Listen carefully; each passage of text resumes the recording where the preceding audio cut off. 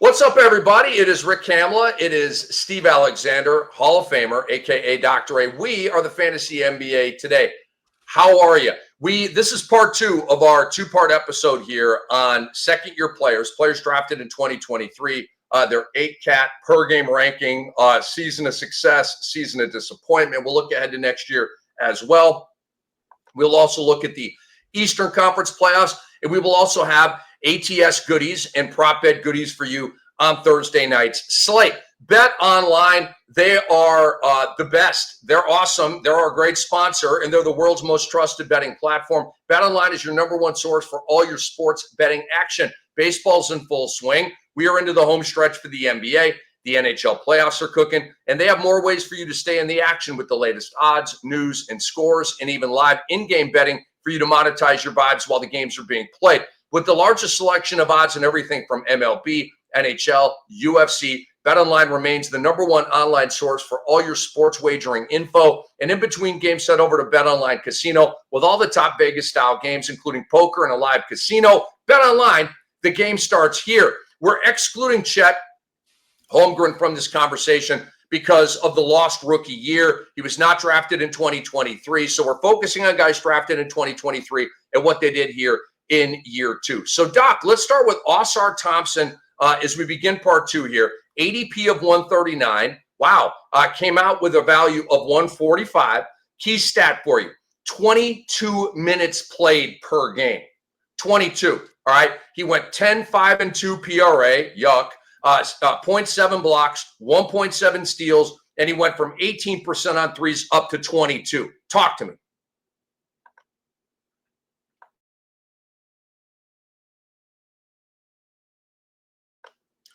Doc is frozen.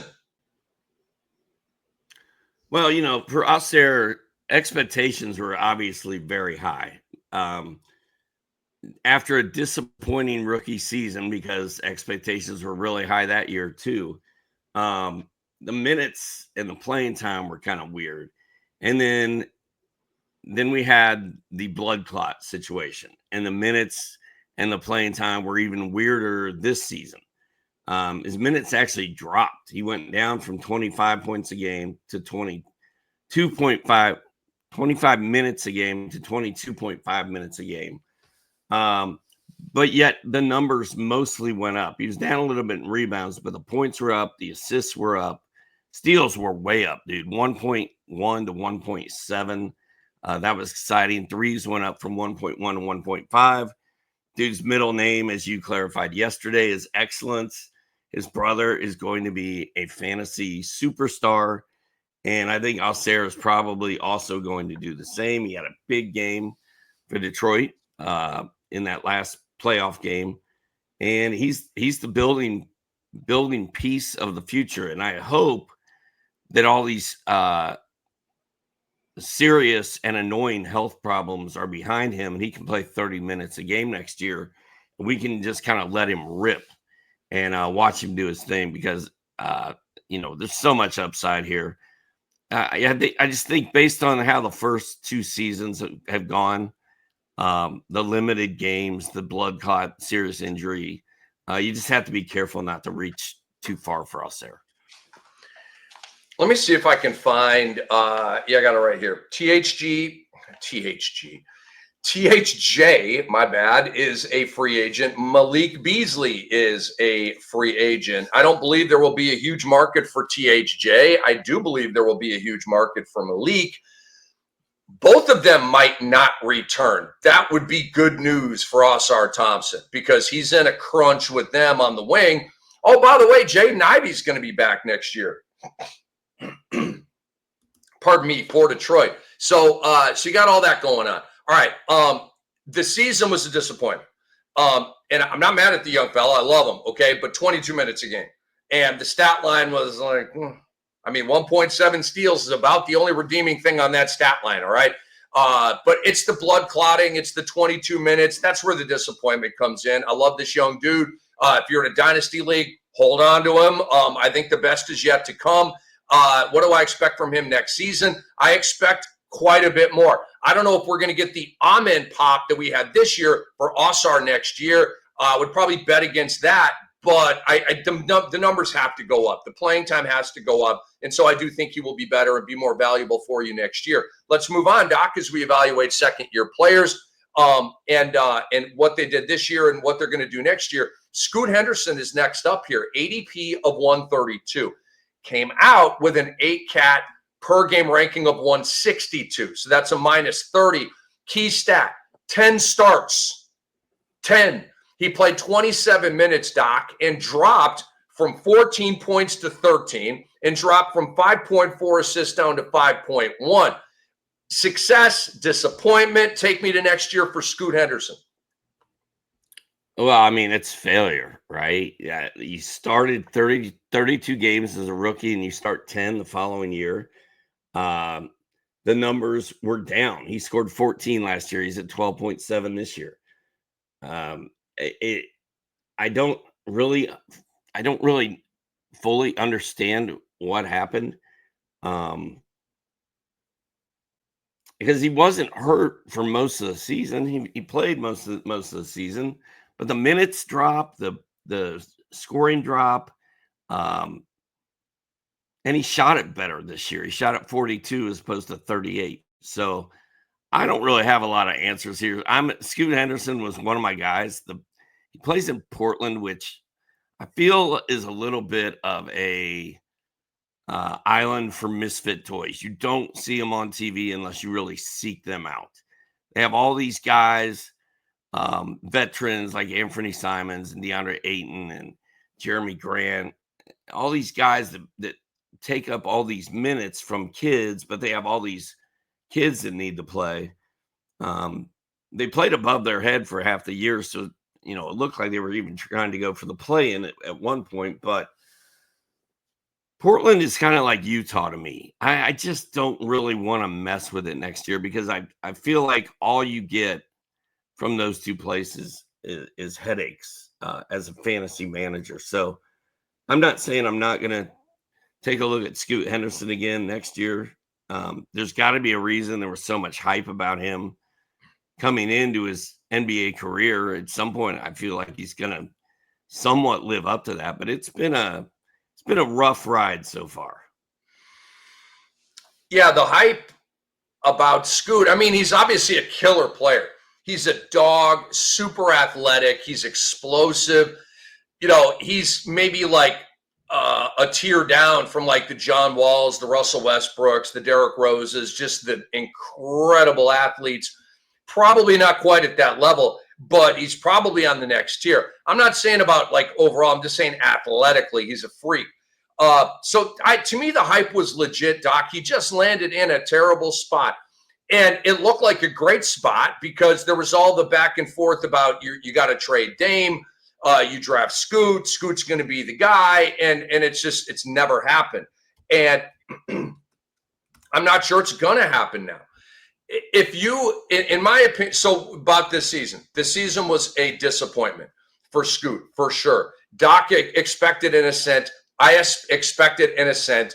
I didn't expect him to win most improved player, dang it, but I thought he was going to have 2 points more per game, 3 points more per game. I don't know, some better, and he went down in the numbers. That's a disappointment. Am I expecting more next year? If he's on another team, I am, but not if he's on Portland. He's dead to me in Portland. And Scoot, I love you. Don't be mad at me. We're talking fantasy here, but no, I mean, he's completely off my radar next year because I'm not anticipating the silly season pop, and so I'm just out. He's a waiver wire guy for me, but he will be drafted.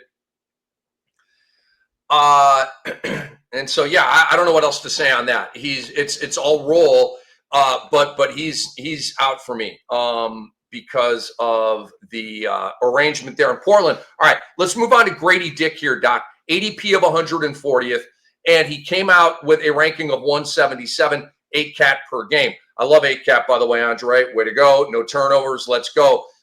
Key stat. Gradey Dick went from 8 points a game to 14 points a game, started every game he played 29 minutes a game, Doc, and made 2.13 balls on 35%. Success, disappointment. What do you expect next year from Gradey? I don't understand how his ranking was so low because those numbers look better than that to me. Don't they look better than that to you?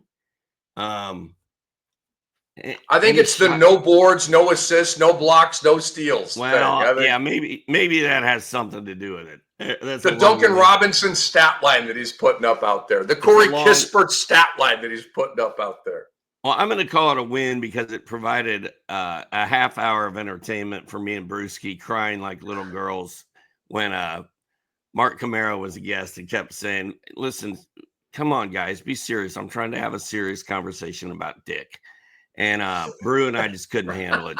And if you saw the video for that episode of that podcast, it was incredible. So for that reason, I'm glad that Gradey Dick was on the radar this year. But as far as just being a fantasy player, he scored points. He hit some threes, and that was really about it. Maybe a steal here and there. He needs to do more.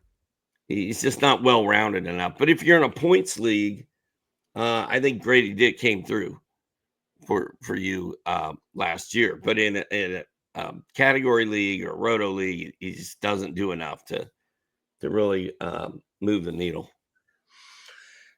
Season was a success with the spike up in points. He started every game, but next year he's going to be a waiver wire guy because of Brandon Ingram. Wait a second. Brandon Ingram's retired. He's never going to play again. Yeah, so Gradey Dick actually should do about the same as this year, maybe a little uptick next year, assuming he's in that starting five for the always hurt Brandon Ingram. But if Ingram's healthy, you've got Ingram, Barrett, Barnes, Quickly, Pirtle, and he's not budging that. And you'll have Shed, you'll have a little bit of Agbaji, you'll have a little bit of Gradey Dick, and you'll have a little bit of I don't even know who their backup big is right now. It's escaping me. It was Orlando Robinson, and then they ruthlessly trashed him and kicked him to the curb. Is it Mobo? Pardon me, Mobo. I said Mogbo. Got to take the G out. The G is silent. Mobo. But Mobo's not a 5. Mobo's like a positionless forward to me. But anyway, he was playing backup 5 at the end of the year. I'll give you that. He was. Anyway, that's where I'm at. With Gradey Dick. No, He will not be drafted by me. I can absolutely promise you that. I'll be recommending you guys don't draft Gradey Dick as well. No offense, Grady. Taylor Hendricks. We're talking about second-year guys, what they did this year, what they're going to do next year. ADP of 137. Really? What were y'all thinking? What did y'all see in Taylor Hendricks? 137? You want to talk about overdrafted? And he came out with a value of 184. Now, I'm not mad at the young fella. He played 3 games, okay? I'm not even going to talk about stats here because his stats suck. But I'm not going to do the young fella like that. He played 3 games, okay? The stats literally don't matter. But he started all 3 of those games, Doc, early in the year. So, what part of the plan is he moving forward? But success, disappointment, take me into next year on Taylor Hendricks. I don't know, man. He played 3 games. He plays for Utah. He played at UCF. I don't know anything about Taylor Hendricks. I know people were talking about him. There was a hype building around him last year, and I paid attention. I was like, okay, I'll keep an eye out for Taylor Hendricks. And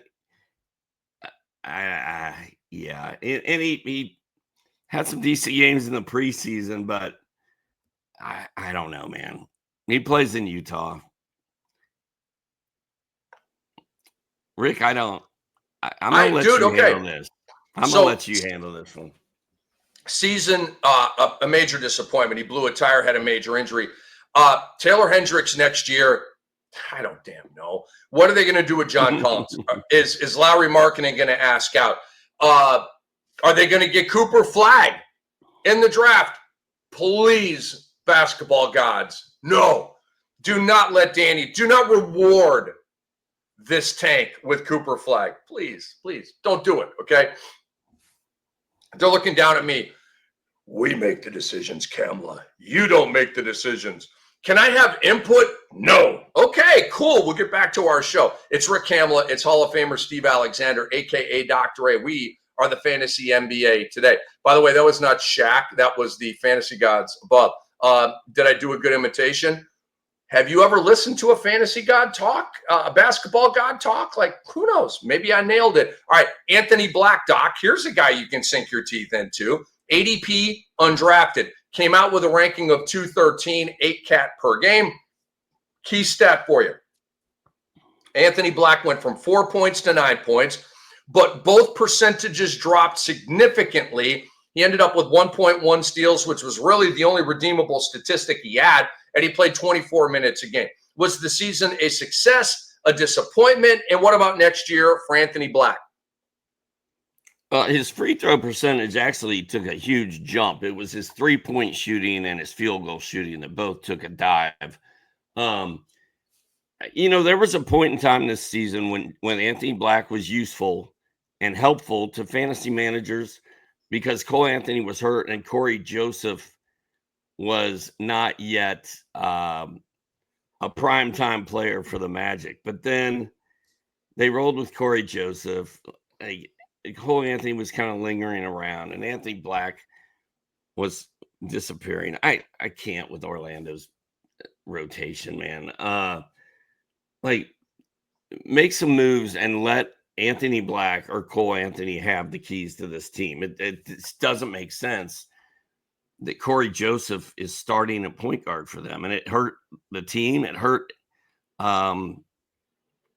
Anthony Black, and it hurt Cole Anthony. So I'm encouraged by him. I think when he gets minutes and if he gets a consistent role, he's going to be a good player. But I don't know when we're going to see that or how it's going to work.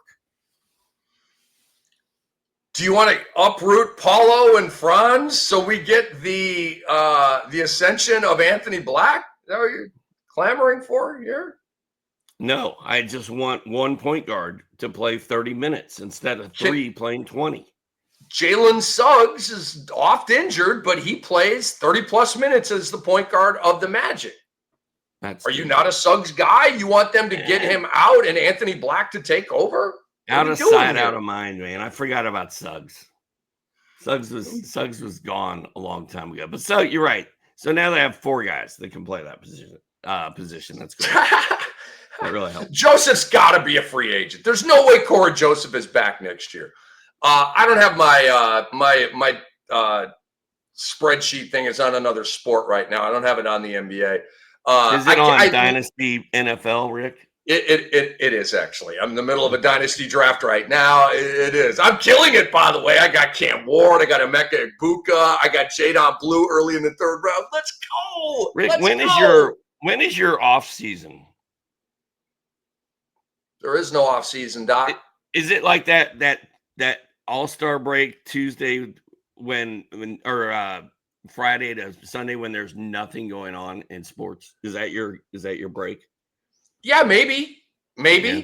But I probably still have some fantasy hockey machinations at that point.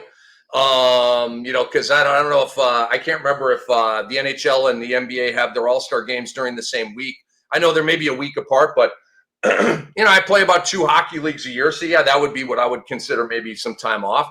The Magic have a team option on Corey Joseph. Thank you, Andre. It's the Magic. They may pick that damn option up. Who knows? They just love them some Corey Joseph. But there's no off season. People ask me how many leagues you in and stuff. I'm in 11 baseballs. I don't know, 15 footballs and all this kind of stuff. How do you do it? Why do you do it? I was in 4 WNBAs last year. I'll probably be in 5 or 6 WNBAs this year. Why? How? It's a lifestyle. Either it's your lifestyle or it's not. Like, you gotta, because you gotta like be busy with it. Like when you go to the can, okay, bring your phone with you, do some management, do some grooming of your backyard. At various times, waiting at a bus stop, in the back of an Uber, all this stuff. But I need to text, my daughter or text my parents or something. No, you don't. You should be managing your fantasy teams. Yes, it's a joke and probably a terrible one. All right, let's move on here. It's the Fantasy NBA today. Back to Anthony Black, my vibes here. Success or disappointment?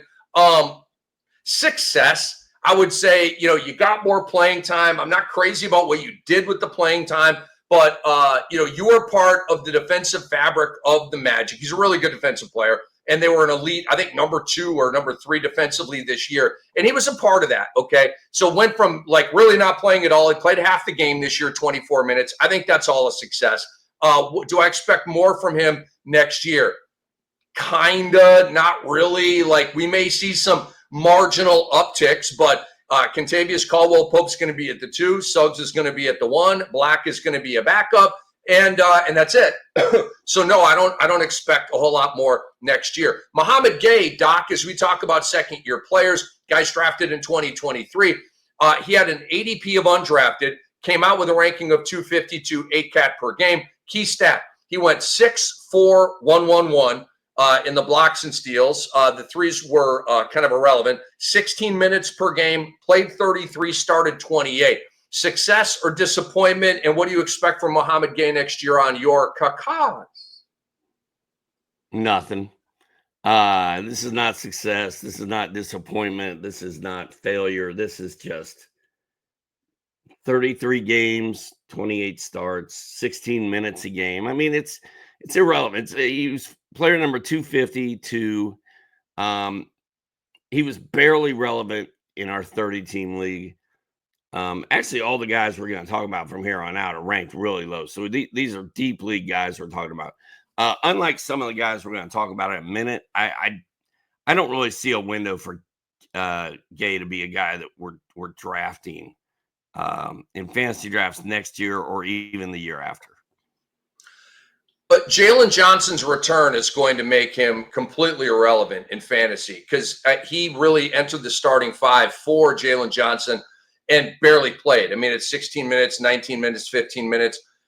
Zachary Sachet is going to be at one forward. Jalen Johnson's going to be at the other. And you'll have Trey and Dyson in the backcourt. And you'll have a Kongwu up front. That's going to be your starting 5. So Mouhamed Gueye is going to be a bench player next year. And he's going to be a deep waiver wire guy for you. Success or disappointment? It's a success this year because I didn't know who he was before this year. That is a success. Mouhamed Gueye. Oh, I know who that is now. Forward for the Hawks. Decent little defensive player, all that kind of stuff. And what do I expect from him from next season? Nada. So let's move on to Jaime Jaquez Jr. Once upon a time, Doc. Oh, he was a fantasy darling. I actually parlayed that, Doc, into a trade in Cam Dynasty. I traded a first-round pick. This was not this year, but last year. I traded a first-round pick. And this is how you do it, guys. You bundle a first-round pick with a couple of solids and go get yourself a big boy. That's how you do this. That's how you break leagues like I'm breaking the Cam Dynasty right now. Trades to get ahead. I did it with Murray. I did it with Jalen Green. And I did it with Donovan Mitchell. Added those. I should not have any of those 3 guys. I should have had my draft picks, young guys doing it that way. Don't do it that way. Bundle picks and solids for monsters, and you will break your league. Okay, so Jaime Jaquez was a part of that. I traded Jaquez when he was rolling, all right? And I like Jaime Jaquez. And I was like, I got to give to get. I'm doing it. Traded Jaime Jaquez, traded Tari Eason, okay, when he was rolling last year before they shut him down, and a first-round pick, and got me some Jamal Murray, okay? So anyway, that's how to do it, guys. But Jaime Jaquez this year came in with an ADP of 134, came out with a ranking of 264. My goodness. Key stat, Doc. He dropped from 12 points to 8. He dropped from 28 minutes to 21 and started only 17 of the 66 games he played. Talk to me about Jaquez. Yeah, and even when guys got hurt, they did not turn to Jaquez. And what we saw his rookie year, the first half of his rookie year, he was phenomenal. Like, he passed the eye test. We watched him play. His teammates trusted him. He looked like a leader out there.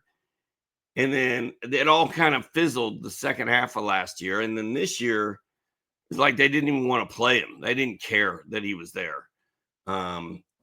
Very strange. Jimmy Butler leaves. Nothing. Nikola Jovic goes down. Nothing. Like, nothing mattered. And I'm surprised by it because usually you don't start off on that good of a note and then just disappear. But something happened that we don't know about, probably. that made him a complete afterthought. As long as he's in Miami next year, I do not care about Jaime Jaquez. I mean, I agree with all that. And Andre's providing us with a really nice quote from Jaquez, which I'll read in a minute. The season was, I'm usually using the word disappointment. This season was a massive failure for Jaime Jaquez. He went from like, not a pillar, but what felt like kind of like a building block foundational piece for Miami, okay, to out of the rotation, and now who the F knows where we're going with this. That's a massive decline, man. This is a first-round pick who was treated like a G leaguer last year by Spo in Miami. What do I expect next year? I don't know. I have no clue. I just don't. I mean, not a lot. He's not on my draft radar as we sit right now. So here's the deal. Here's my theory on Jaime Jaquez. He did the commercials with Jimmy Butler. Okay, Jimmy Butler went all Hollywood, and it's like Jimmy's playing great right now, but he's gone Hollywood. He thinks he's too cool, and it's bothering me. I don't like it, and it's led to all these DMPs and his softivity and all that. Maybe that rubbed off on Jaime Jaquez, Doc. The glitz, the glam, photo shoots, camera shoots, commercial shoots. It's all I got right now. I don't know, dude. He looked like he was in good shape. He did cut his hair a little bit. I don't think they outed him of the rotation because he cut his hair off a little bit. It's not like a Samson thing. So I just think he might have gotten a little full of himself. I think he might have gotten a little entitled. I think he might have gotten a little bit complacent. I don't have intel on this. This is a speculative thing. There's got to be a reason why he went from where he was to where he was. There's got to be a reason. It wasn't an injury, okay? It had to be something. With Spo, with Riley, it had to be something there. So he said, quote, obviously it's frustrating as a competitor, as a player, you want to be in the game playing, but seasons come with up and downs.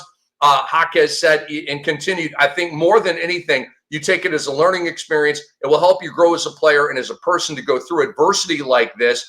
If you make it out to the other side, then you're going to see what you become. Two things there, Doc. He said frustrating and he said adversity. So this really pissed him off, okay? And he's calling this adversity. Adversity is like Klay Thompson rupturing an Achilles. That's adversity. Adversity is losing your standing with the team. So that's some pretty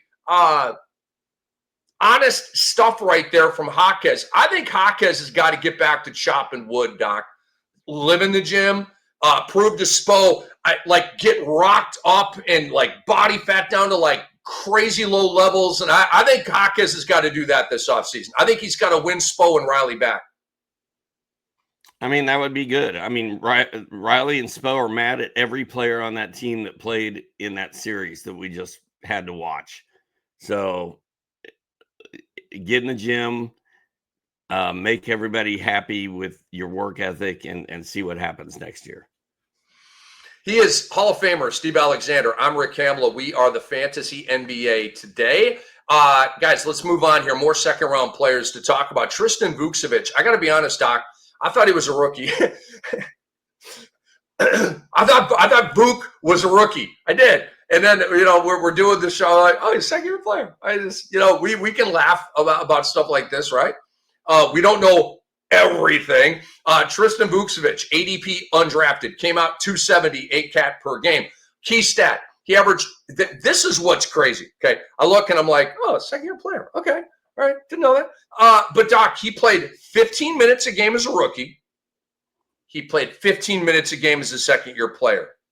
No bueno.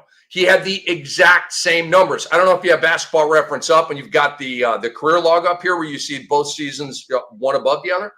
Same numbers, okay? He did increase his three-point percentage from 28 to 37. He did pick up his field goal percentage from 43 to 49, but the counting numbers are roughly the same. So, there, I'll leave it to you here to take it forward here with Vukcevic, who is a late season thing. Success or disappointment this year?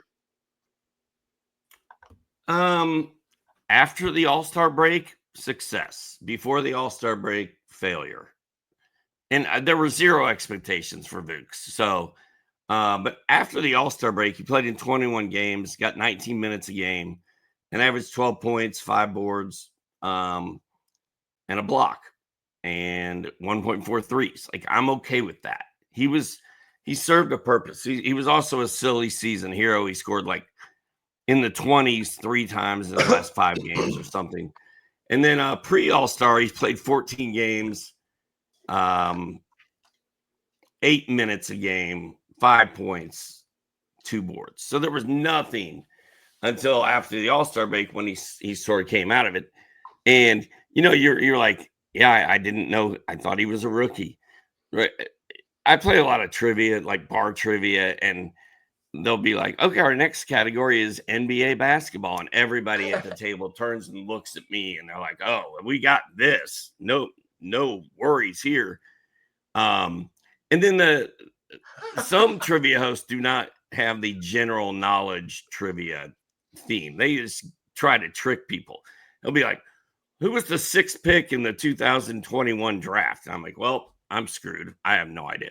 But usually I get them right. But it is embarrassing when your job is covering the NBA and you don't know who Mouhamed Gueye plays for, or that Vukcevic is a 3rd-year player. But I mean, there's upside here. I like him. I'm intrigued by him. I get 30 deep flyer, sure. But as long as Alex Sarr is alive and kicking, Vukes is going to be an afterthought, I think. All right, Dr. A, you the man. Vukcevic, season of success or disappointment? Incomplete. No, I'd say success because he was picked up. He did help some teams win some games down the stretch in fantasy basketball. I say success, not a big one. What do I expect from him next season? I don't know. Depends on role. Like if somehow Vukcevic gets up to playing half the game, if he's playing like Filipowski this year, although Filipowski did more, but I think you get the point here. If we can just get him to 24 minutes a game, like with the starters doing their thing and all that kind of stuff, I think Vukcevic will be a thing. He's got a pretty good blend of blocks and threes, but he's got to get up to like 24 minutes a game. Anything below, he'll be a waiver wire guy. Noah Clowney, Doc, went from an ADP of 133 to an 8-cat coming out of the season ranking of 290. He did improve in the minutes from 16 to 23, went from 6 points to 9, and went from a half of a 3 to 1.9 threes. You've been, lukewarm on Clowney from time to time. Success or disappointment this year? I feel like that was one of Brew's guys coming in. Dude, I don't know. I thought Clowney might do something this season, but he just never did. Hold on a second. I need to look at something real quick. Oh, good. It's all Jadavion.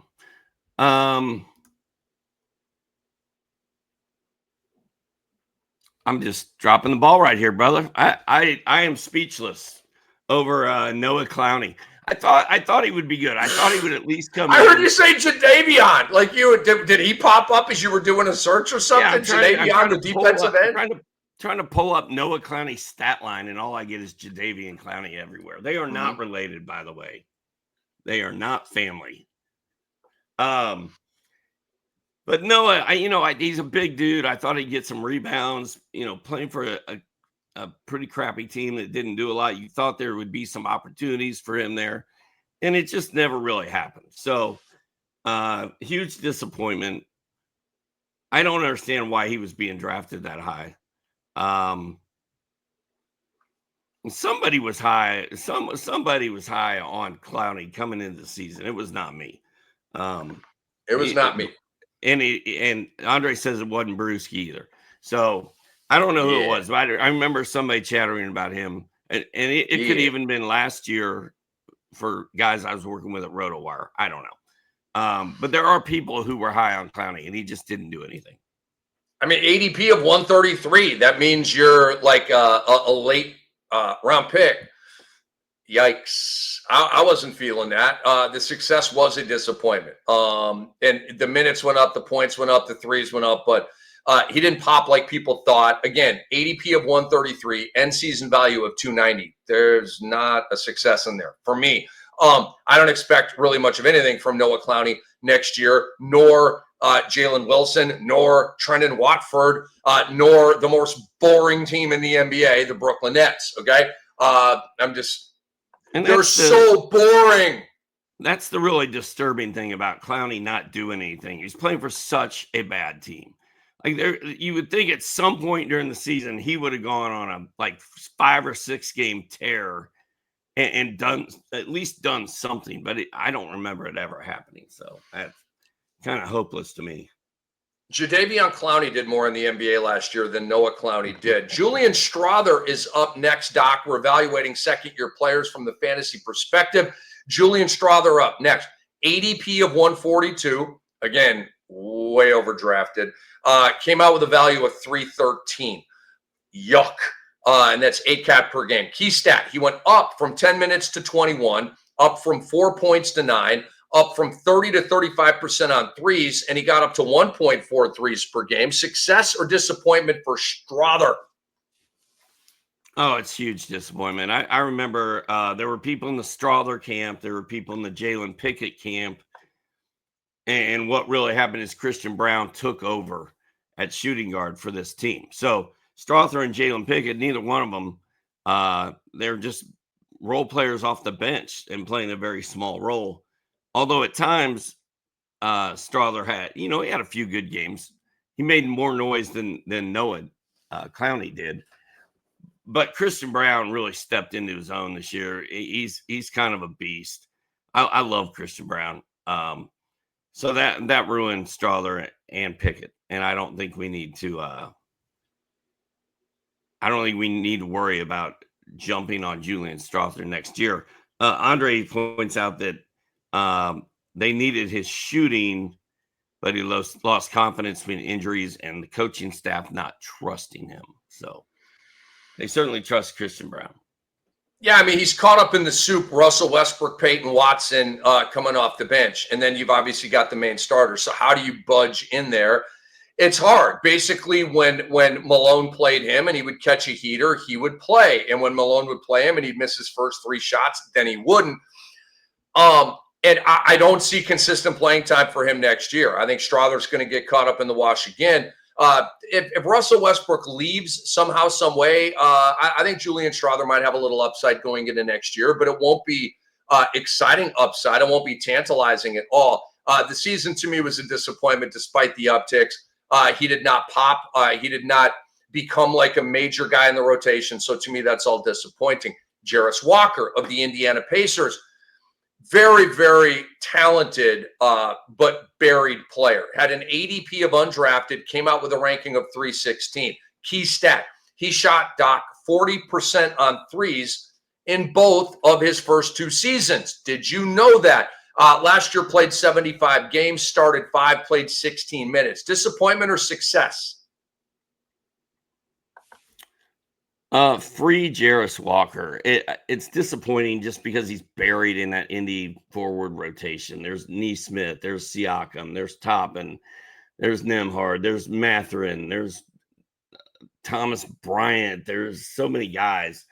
And I think Walker has a lot of talent, and I would like to see him get a featured job somewhere, but it's just not going to happen in Indy right now or even next year, I don't think. Unless they make some moves, but they're having a good enough year. And if they somehow do something good against Cleveland in the playoffs, then they're certainly not going to mess with what they've got. So it's just odd man out on the outside looking in. So I do like Jarace Walker's skill set as it relates to fantasy. I do think he can be very good, but he needs 25 to 30 minutes for it to happen. And I just don't see that happening. I agree with all that, man. The season was a disappointment, and I think a predictable disappointment. I wasn't expecting. I mean, think about it. Like, he's 3rd string. He is not a 2nd stringer. Like, depending on if Mathurin's out or if Neesmith's out, okay, then he's the 2nd stringer then. But when Indiana is whole with Halliburton, Nembhard, Mathurin, Neesmith, and Siakam and Turner, and you got McConnell, and you got all these guys, and Shepherd, then he's the 3rd string guy. So that's disappointing. Again, predictably, but nevertheless disappointing. Depending on how big your roster is, consider holding him in Dynasty.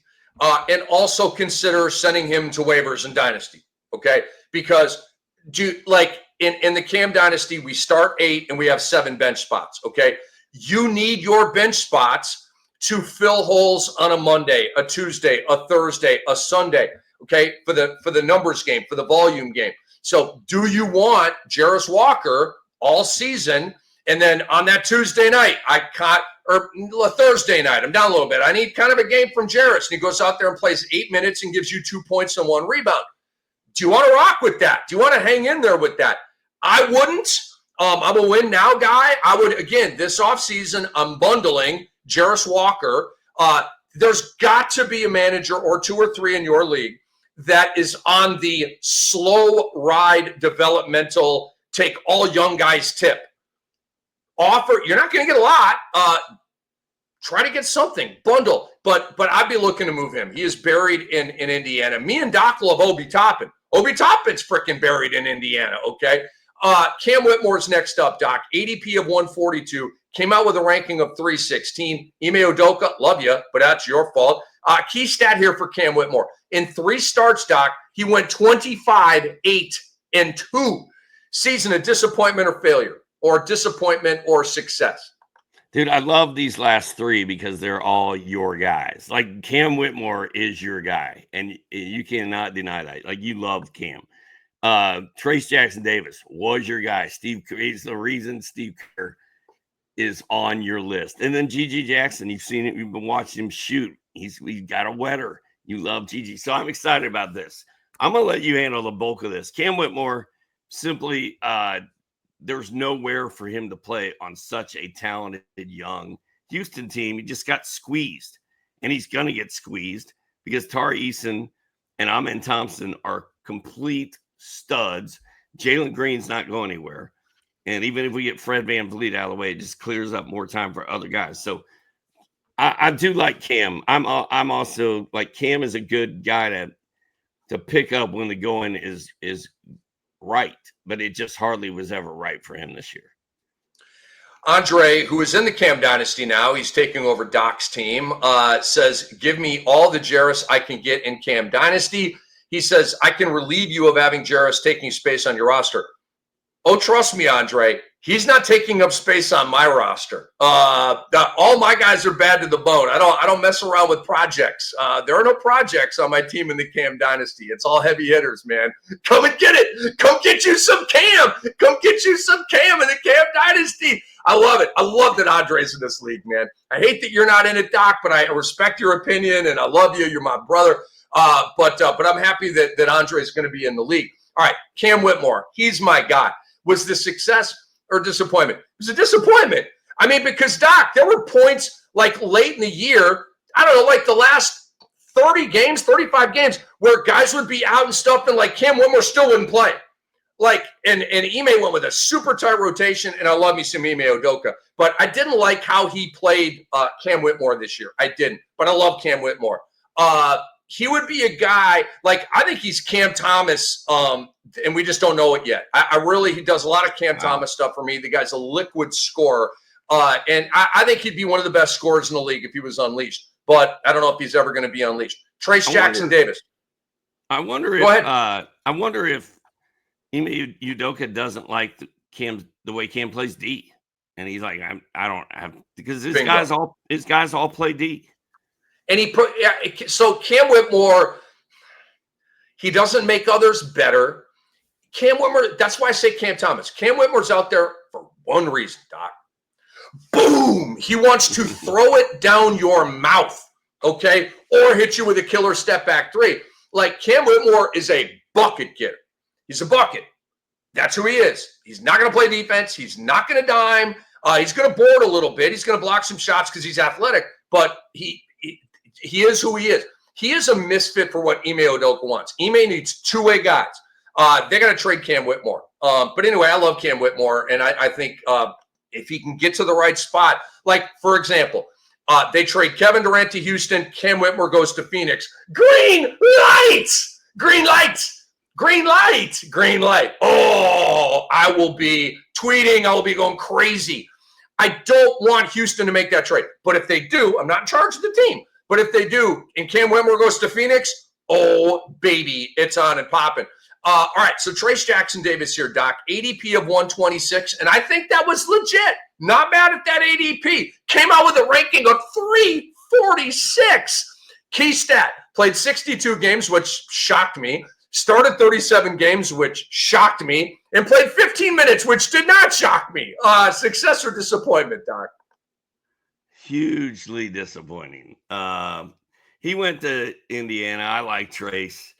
And he was good the season before last. Like, he was playing, and like the future looked bright, and there was upside, and like, oh man, he's going to play a lot of minutes in the middle for the Warriors. And Curtis doesn't like him, doesn't play him, and we get Quentin Post.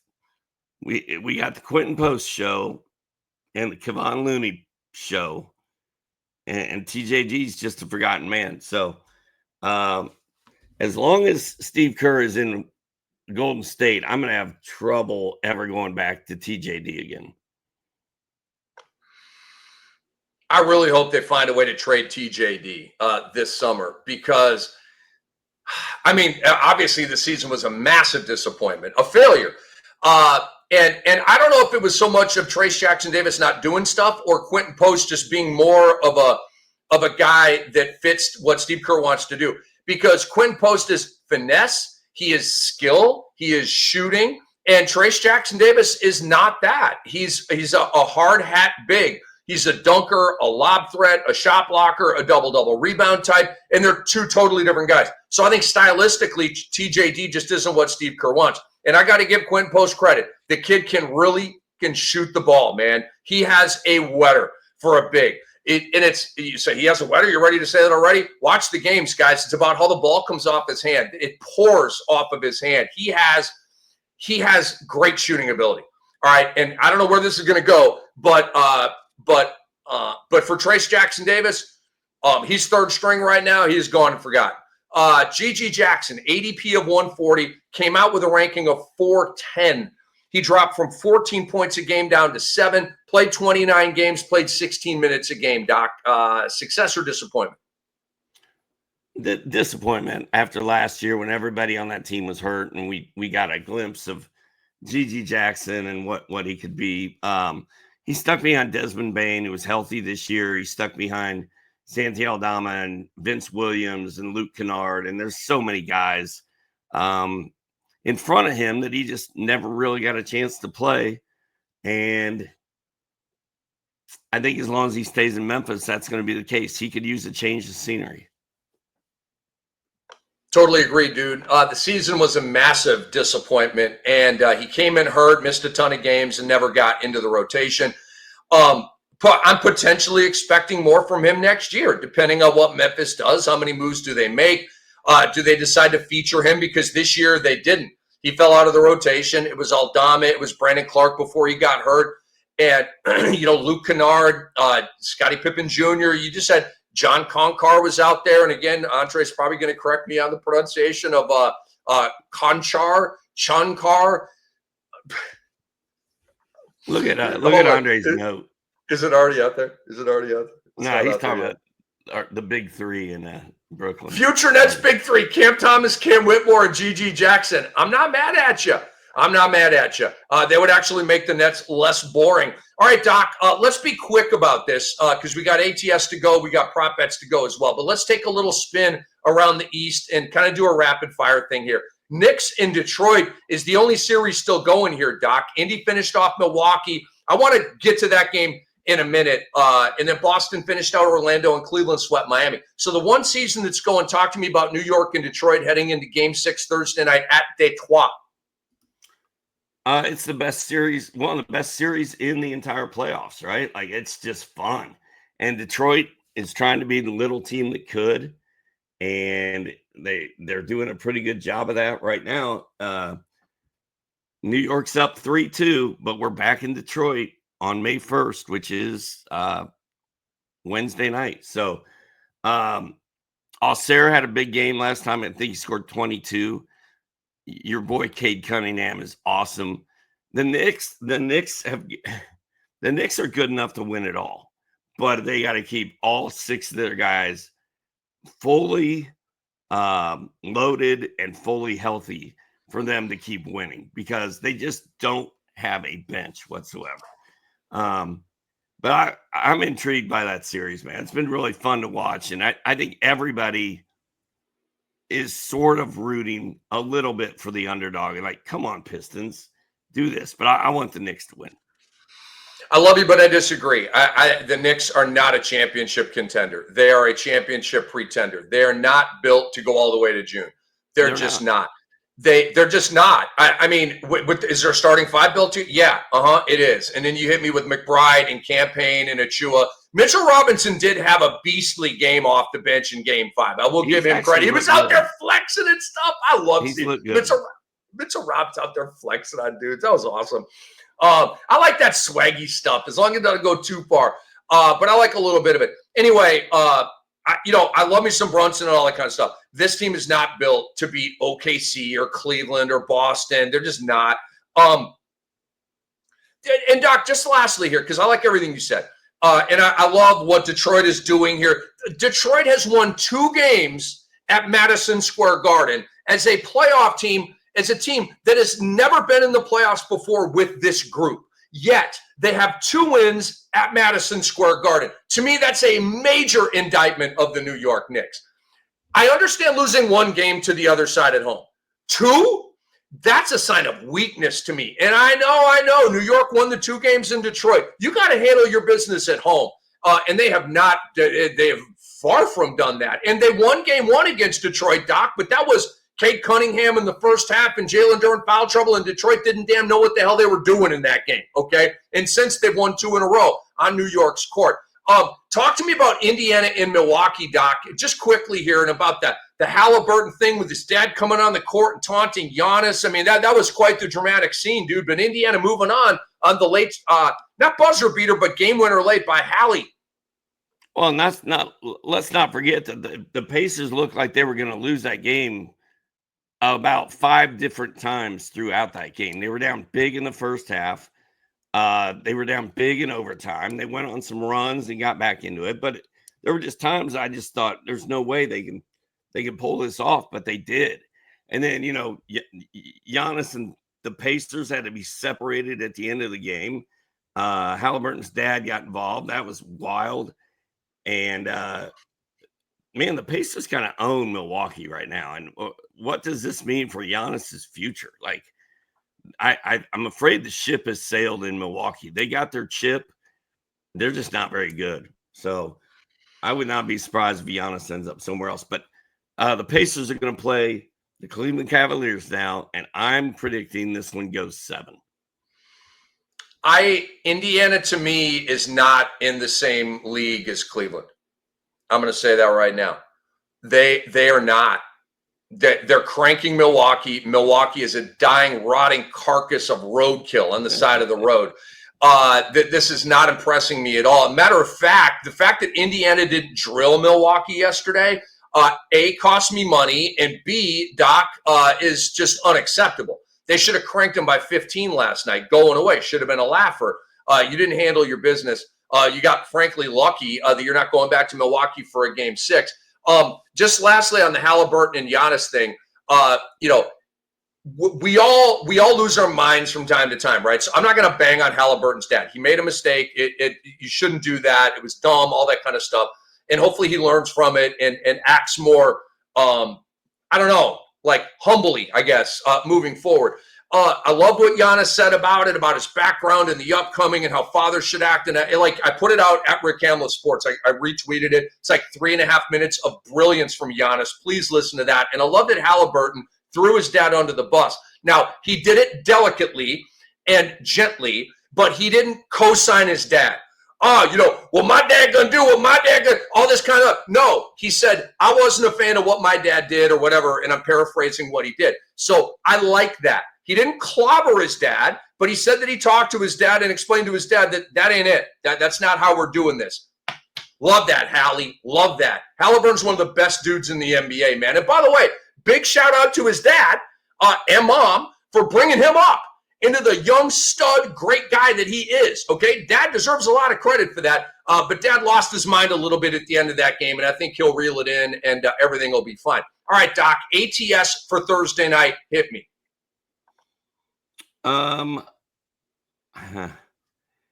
Clippers in a must-win at home, -6.5, according to ESPN Bet. I'm gonna go the Clippers because they're at home, but I don't know, man. I don't feel great about it. And then Pistons -2.5 at home against the Knicks. The Knicks are a better team, man. I'm gonna take the Knicks and the points. All right, Doc. I got picks on these. Detroit. I've got the Knicks +2 in this one. Home court advantage has not mattered in this series, really at all. Okay. There's a response factor built in here from New York, a bounce back factor built in from New York.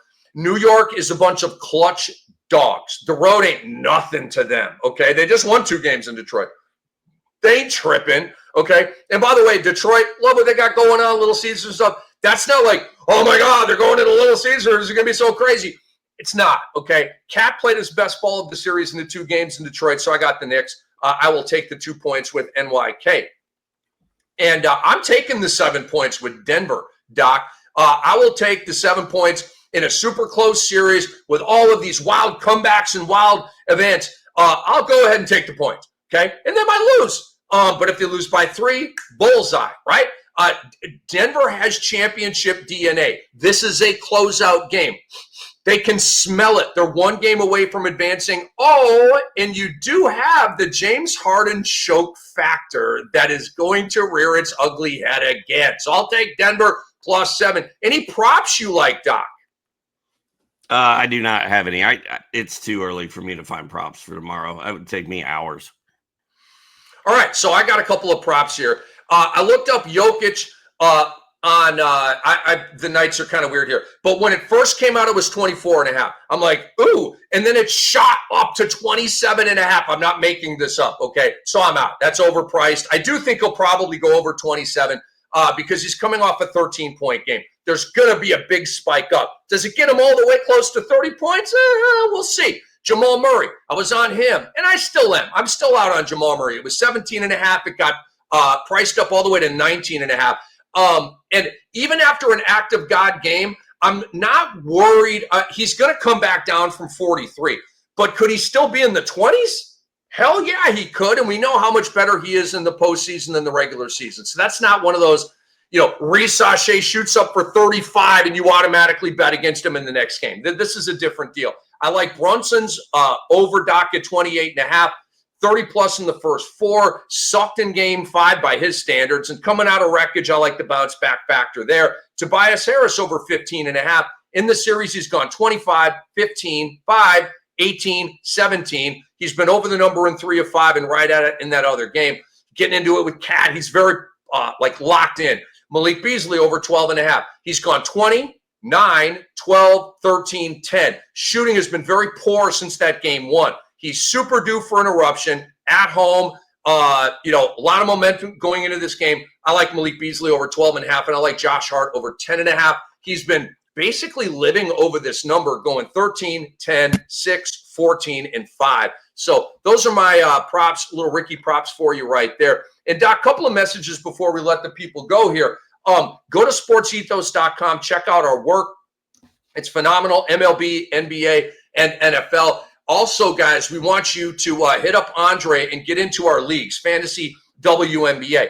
DM Andre at ANDMLEMOS on Twitter, or more simply, go to support@sportsethos.com and say, hey, I want to play in the WNBA Fantasy League with Cam and Doc and Brew and Andre, and we'll get you in, okay? And go to your favorite app store and download the app. It's amazing, and it's absolutely free, and it'll be there for your left hand to get busy when you're on the couch watching games.